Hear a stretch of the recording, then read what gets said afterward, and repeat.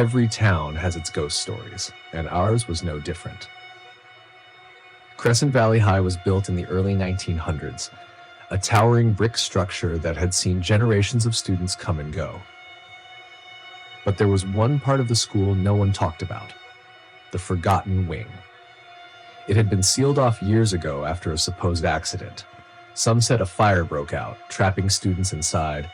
Others whispered about a teacher who had gone missing, never to be seen again. The official story was structural instability, but even the teachers avoided talking about it. There was only one way in, a rusted metal door at the end of the north hallway, always locked, always chained, until the night we found it open. It started as a stupid dare. My friends and I were bored one Friday night, stuck in detention for skipping gym. There were 5 of us: Jake, Eric, Sarah, Mia, and me. That's when Jake brought it up. Bet you guys are too scared to check out the forgotten wing. Mia rolled her eyes.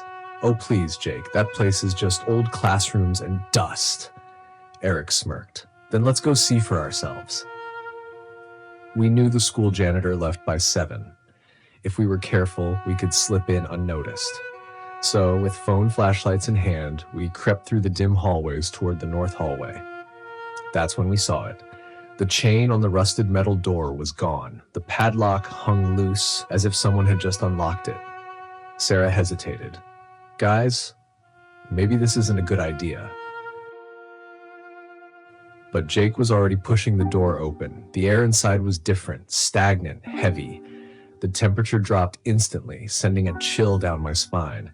Desks were overturned, papers lay scattered across the floor, untouched for decades. Then I saw something that made my stomach drop. A student's backpack. It looked old, but not old enough, like it had been left here maybe a few months ago. Who would leave their stuff in here? Mia whispered. Nobody answered. Jake walked ahead, shining his light around. See? Just an abandoned hallway. Then we heard it, a creak from down the hall. We all froze. It wasn't the building settling, it wasn't the wind, it was footsteps. Eric whispered, someone else is here. I swallowed hard. We should go. Then Jake did the dumbest thing imaginable. Hello? He called out. His voice echoed down the hall. Silence. Then a door slammed shut in the distance. Mia grabbed my arm. Guys, let's get out of here. We turned back toward the entrance, but the door was shut, and when Jake pulled on it, it wouldn't budge. Help me with this, he grunted, yanking at the handle. Sarah backed away. Something's coming, I turned. Down the hallway, something moved. Not a person, not an animal, just a shape, tall, wrong. It had no face, just a shifting black void where features should have been. And it was watching us. Then it moved. Fast. We ran. Desks crashed behind us, chairs tumbling over as if something unseen was hurling them aside. My heart pounded as we sprinted down the hallway, searching for another way out. Then Eric screamed. I turned just in time to see him get yanked backward by nothing, like invisible hands had grabbed him. No, Mia shrieked, reaching for him. Too late. Eric was gone. The hallway stretched empty behind us, but we still heard him screaming. I don't remember how we found the second door, just that Sarah started pounding on it, sobbing. And then, miraculously, it opened. We spilled out into the main school hallway, gasping for breath. Behind us, the metal door slammed shut on its own. We didn't wait. We ran until we were out of the school, past the parking lot, all the way to the nearest street light. Eric never came back. The police searched the school but found nothing.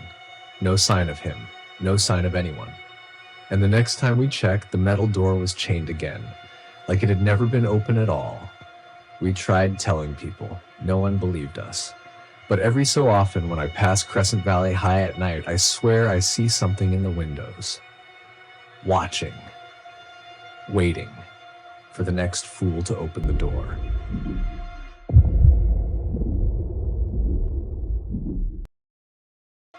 I never believed the stories about Lincoln High School being haunted. It was just an old building, nothing more. The school had been around since the early 1900s, and of course, people claimed weird things happened over the years. Strange noises, missing items, flickering lights. But that's normal for any old place. I worked part-time as a janitor after school to save up for a car. It wasn't a bad gig. Mopping floors, emptying trash, locking up classrooms. The pay was decent, and most nights I had the school to myself. That was until one Friday in October. That night, the principal asked me to do a full walkthrough after my usual cleaning. Some teachers had complained about lights being left on and doors being unlocked. I didn't think much of it and took my time checking every classroom, making sure everything was in order. By 9 p.m., the school was empty. At least, it was supposed to be. I was on the third floor when I heard the first sound. It was faint, like a desk chair scraping against the floor. It came from room 306, down at the end of the hallway. I knew for a fact I had locked that door. I walked over slowly, my footsteps echoing in the empty hall. When I reached the door, I tested the handle. Still locked. But as I stood there, I heard another sound. This time, it was the distinct shuffle of feet inside the classroom. Someone was in there. Thinking it was a student who had stayed behind, I knocked hard. "Hey, you're not supposed to be here. The building's closed." No response. I knocked again. "If you're in there, you need to leave now." Still nothing. I reached for my keys, found the one for 306, and unlocked the door. The fluorescent lights flickered as I stepped inside. The room was empty, but something was wrong. All the desks were slightly pulled away from their normal spots, as if someone had pushed them out of place just a few inches. Not enough to be obvious, but enough that I noticed. I exhaled sharply and rubbed the back of my neck. Maybe one of the teachers left them like this. Or maybe a student had been here earlier and slipped out when I wasn't looking. I locked the door behind me and moved on. As I finished checking the last few rooms, I felt uneasy, like I wasn't alone. But that was ridiculous. It was just my imagination messing with me, or so I thought. At 9:45, I headed toward the main entrance to lock up for the night. That's when I saw it. Down the hall, by the stairwell, a shadow moved. It wasn't just a flicker or a trick of the light. It was the full silhouette of a person. I froze. "Hey," I called out, my voice echoing. "You're not supposed to be here." The shadow didn't move. It just stood there, partially obscured by the stairwell. I took a step forward, my heart pounding. "If you don't come out, I'm calling the cops." Still no movement. I pulled out my phone, ready to dial 911, when the school's PA system suddenly crackled to life.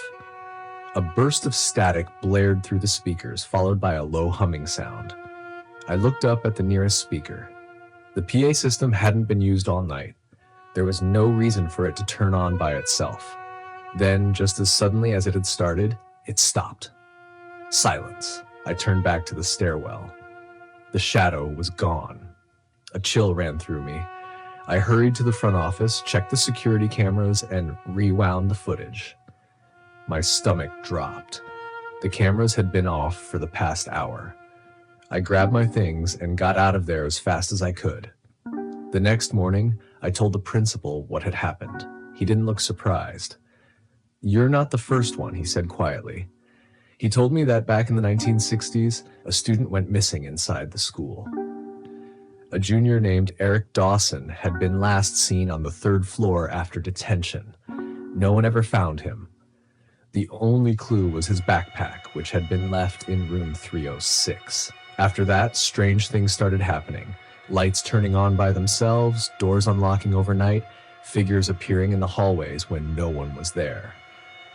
"I don't know if you believe in ghosts," the principal said, "but if you do, maybe don't work the night shift anymore." I quit the following week. And to this day, I don't know what I saw that night, but I do know this: somewhere in that school, Eric Dawson is still there, and he's not alone.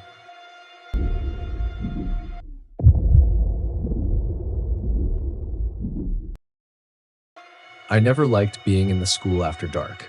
It wasn't because I was afraid of ghosts or anything.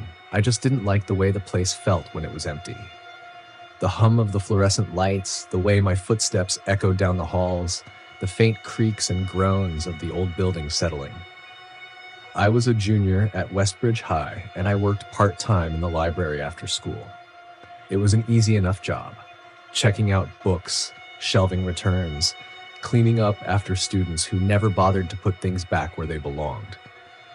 But sometimes when the librarian had to leave early, I was left alone to close up.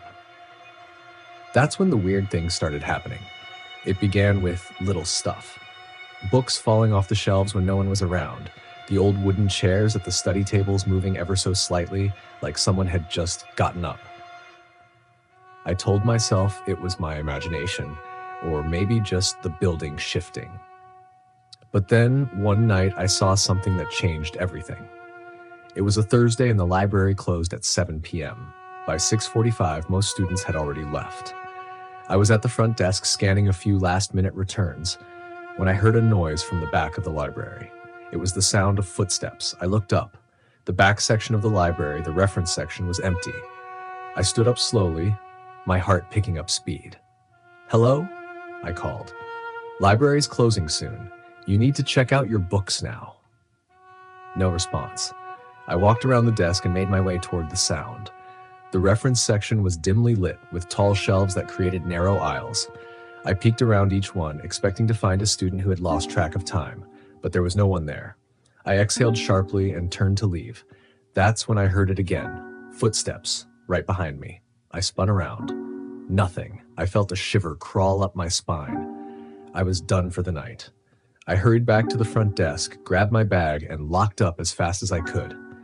The next day, I told Mrs. Porter, the librarian, about what had happened. She gave me a strange look but didn't seem surprised. "You're not the first person to hear things back there," she said. I laughed nervously. "Yeah? Who else?" She hesitated. "A few students over the years, even some teachers. And me." She told me the library hadn't always been part of the school. Decades ago, before it was renovated, it used to be something else, an old basement-level storage area. Back in the 1950s, a janitor named Harold used to work down there. He was quiet, kept to himself, never really talked to anyone. Then, one night, he just disappeared. The story went that he had been working late, cleaning up after a school dance. No one saw him leave, and he never came home. His car was still parked in the lot the next morning, his locker untouched. The police searched everywhere, but there was no sign of him. And here's the part that really freaked me out. Mrs. Porter said some people believed he never left the building. "There were rumors," she said, lowering her voice, "that something happened to him down in that basement, that maybe he got locked in and no one found him." I swallowed hard. "You really think he's still here?" She gave me a tight smile. "I think some people don't know how to move on." I tried to shake off the story, but from that night on, things got worse. One evening, as I was shelving books in the back, I felt a breath of cold air against my neck. The library had no windows, no vents that could have caused it. I turned, expecting to see someone standing there, but I was alone. Another time, I was closing up when I heard a faint tapping sound. It was rhythmic, steady, like fingers drumming on a table. It was coming from inside the supply closet. I stood there, frozen, listening. The tapping stopped. I don't know what possessed me to do it, but I reached for the closet handle and pulled it open. The light inside flickered weakly. It was just a small storage space lined with shelves stacked with extra paper, book covers, and supplies. Nothing looked out of place. Then I saw it, a single book lying open on the floor. I bent down and picked it up. It was an old, worn-out ledger, the kind teachers use to take attendance. And there, on the last page, written in faded ink, was a name. Harold. I dropped the book and stumbled back, slamming the closet door shut. That night, I barely slept. I kept thinking about the name, the tapping, the cold breath on my neck. The next evening, I was determined to get out of there as fast as possible. I kept my head down, finished my work quickly, and started shutting off the lights. But just as I reached the front desk, the computer screen flickered. The library catalog had been closed, but suddenly a search bar popped up. One word typed itself onto the screen. Help. I felt my stomach drop. My hands trembled as I reached for the power button. I turned off the computer and grabbed my bag. As I headed for the door, I heard it again. Footsteps. Slow. Deliberate. And then just as I stepped into the hallway, I heard something that still haunts me to this day. A whisper. Low, hoarse, almost pleading. "Don't leave me." I ran. The next day, I quit my job at the library. I never set foot in that room again. But every now and then, I think about Harold, and I wonder if, after all these years, he's still waiting for someone to find him.